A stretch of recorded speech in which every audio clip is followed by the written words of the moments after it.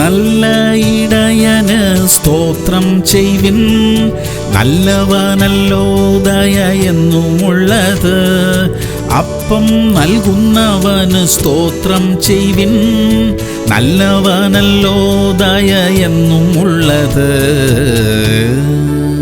Ruth 2:13. യജമാനനെ, നീ എന്നെ ആശ്വസിപ്പിക്കുകയും അടിയനോട് ദയയായി സംസാരിക്കുകയും ചെയ്യുവാൻ തക്കവണ്ണം എന്നോട് നിനക്ക് കൃപ തോന്നിയല്ലോ എന്ന് പറഞ്ഞു. പ്രിയമുള്ളവരെ, രൂത്തിന്റെ ഈ വാക്കുകൾ നമ്മുടെ എളിമയുടെയും ദൈവത്തോടുള്ള നന്ദിയുടെയും മനോഹരമായ ഒരു ചിത്രമാണ്. താൻ യോഗ്യ അല്ലെന്ന് അവൾക്കറിയാം, എങ്കിലും അവളോട് ദയ കാണിച്ച ബോവസിന്റെ കൃപ അവൾ നന്ദിയോടെ അംഗീകരിക്കുകയാണ്. നമ്മുടെ യോഗ്യതയൊന്നുമല്ല, ദൈവത്തിന്റെ കൃപയാണ് നമ്മിലുള്ളത്. നാം യോഗ്യരല്ല എന്ന തോന്നൽ നമ്മെ തളർത്തരുത്. എന്നാൽ നമ്മോട് കൃപ തോന്നിയ ദൈവത്തിന് നാം നന്ദി പറഞ്ഞുകൊണ്ടേയിരിക്കണം. പ്രാർത്ഥിക്കാം. സ്വർഗീയ പിതാവേ, അയോഗ്യരായിരുന്ന സ്ഥാനത്ത് ഞങ്ങളോട് കാണിച്ച ദയയ്ക്കായിട്ട് നന്ദി അപ്പാ. ഞങ്ങൾ പാപികളായിരുന്നു, എന്നിട്ടും ഞങ്ങളെ സ്വീകരിച്ചതിനായി, ഞങ്ങളെ സ്നേഹിച്ചതിനായി സ്തോത്രം. നന്ദിയുള്ള ഹൃദയത്തോടെ ജീവിക്കുവാൻ കൃപ തരണമേ. യേശു ക്രിസ്തുവിന്റെ നാമത്തിൽ തന്നെ.